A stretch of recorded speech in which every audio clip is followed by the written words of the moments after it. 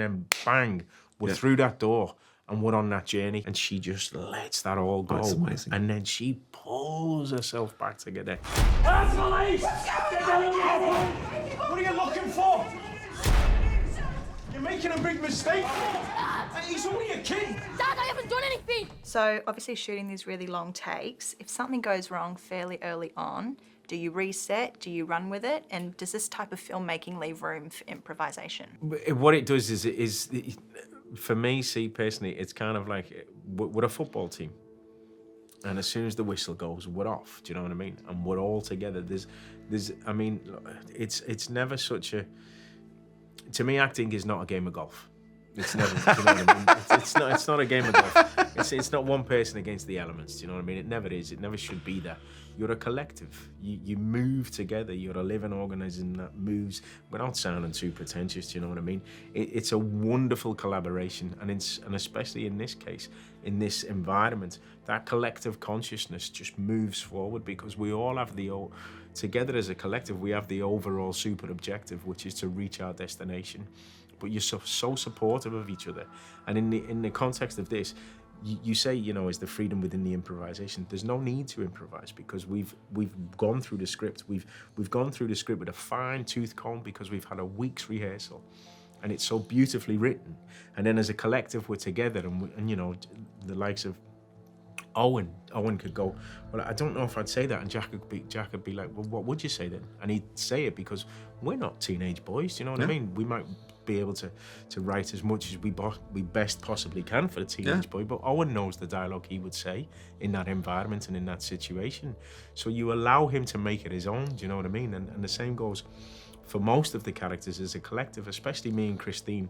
We've known each other for, since we were kids. Our mums were good mates. So we brought that into the story, do you know what I mean? And the beauty of writing about the school disco and all of that kind of stuff. But then what happens is you go off as a collective and you move together, and the support for each other is unbelievable. With even our first AD, Sarah was immense, do you know what I mean? The crew, all of the crew are fantastic because we're all moving this juggernaut together, and you have to be on the same page, And if anything goes wrong, you've got someone in the middle of it who's going, this is okay. And sometimes that was Stephen. Quite a lot of the time that was Stephen. Do you know what I mean? Miracle in Istanbul, Stephen Gerrard. Do you know what I mean? It's all gone wrong. Come on, let's go. Let's go. And that's kind of how it moves. I mean, if you're in the first 5 minutes and maybe, I don't know, the camera, we tried to go in that episode 4 when we come out the shed and we walk through the garden and then he goes into the house. The door was shut. So it's like, oh, shit, okay, all right, well, we can't go into the house because the door's shut. Okay, let's go back. Let's put the bike back where it was and let's go again. And let's go again. So then we started that again. Excuse me, there was only a couple of incidents where we did actually start again and have another retake. You mentioned the first 20 minutes are very intense and they're slightly disorientating for the audience. Did you always choose to start the story here? And was that the way you intended for the audience to kind of meet these characters? Yeah, no, that was always written, and it was always that a little scene with Bascom, a little chance to get to know him, and a little chance to sort of sit in what they do exactly before they raid. And then it was just go. Yeah. We talked a lot about the reaction of Eddie when we got into the house. We talked a lot about we learned a lot along the way. But yeah, no, that was pretty much cement from the start. Yeah, and that's what we wanted to do. We wanted to grab the attention of the audience. We wanted, and in the same respect, we wanted our audience to work out what was happening the same way as the characters in the house were working out what was happening. Do you know what I mean? All of the family in that particular situation were learning what was happening. It was really important. It was really important when the police arrived that Eddie thought they were there for him. Yeah. And then it's like, okay, adjust. Keep polite, stay polite. Do you know what I mean? Don't let him become abusive. Let him become bewildered, and then slowly you're uncovering this story as you're going deeper into it. And also, I think what it does as well is, the technical elements of it, because Jack writes this on the page, and then the technical elements come into it, and that's where Phil and Matt, our DOP, our wonderful DOP, then really take the technical element side of it. So we wanted to, once you got to see Bascom and get to see his environment, then you went on the move, and the camera then didn't stop moving. So it was important that, you know, we really took you on the journey and showed you what the possible capabilities were going to be throughout this episode. And it's not we were never going, oh wow, look what we can do. It was about the movement of the camera and being immersed within that story. Stephen said when we were working on the script, Stephen said, never go anywhere without a character. Never go anywhere where you're not being led by a person.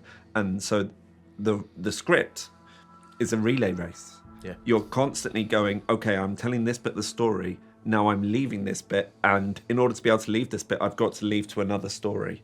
And so you're constantly working out who the people are that can take you to these different places and where you can get those shards of light from.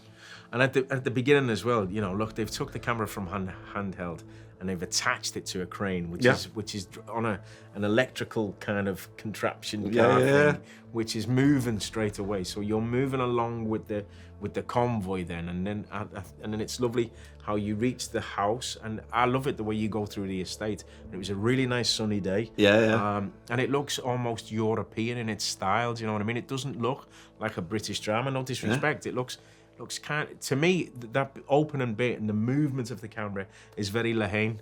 You know, that beautiful sequence in Lehane where you come out and you go over the estate. It's beautiful. It's one of them. It's a wonderful shot. And so we kind of take you on that journey. And then what I really love is the way we come along the side of the house and the beautiful kind of choreography of all of the police officers coming up that path. And we're like, where are we going? What are we doing? Where are we going here? And then bang, we're through that door and we're on that journey.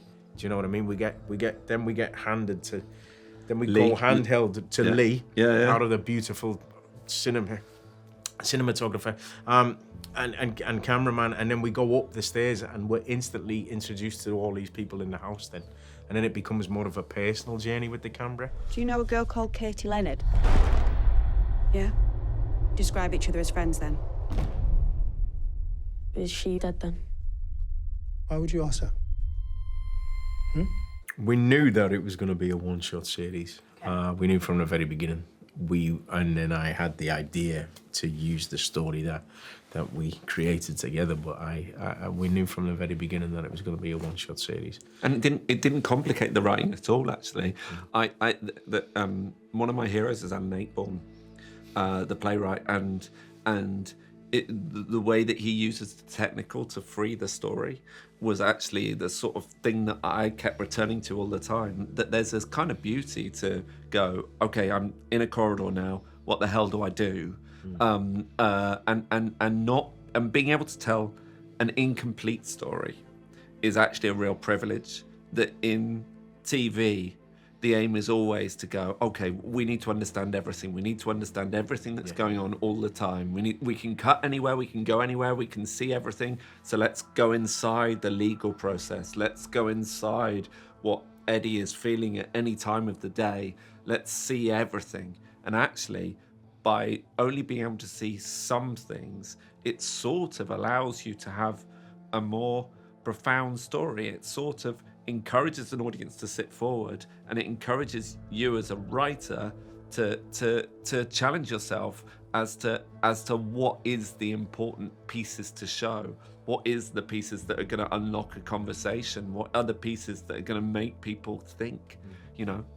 For me, one of the most beautiful moments, is just to pick up on that point, is in episode 4 when we follow them on a journey and they come back, and it's the most simplistic of things, but it's to me it's the most beautiful moment, and it's when Christine hangs a coat on the peg, and it's just, you know, within the context of about 30-40 seconds, she gets to pour this immense amount of emotion after everything she's just experienced on that journey, but also all of the baggage she's been carrying from the moment that the police raided the house and arrested her son, and she just lets that all go. That's amazing. And then she pulls herself back together and she walks up the stairs, and we get to see that as an audience. You would never really get to experience that within the context of how we experience it if it wasn't this formula. Do you know, you just wouldn't be able to. Alfred Hitchcock has got this quote. He says, dialogue is just the words actors say while their faces tell the story, which is something I've always believed. And in this show, the faces carry everything. And unlocking the need to see inside what she's feeling at that moment is as simple as just seeing her put up a coat. Yeah.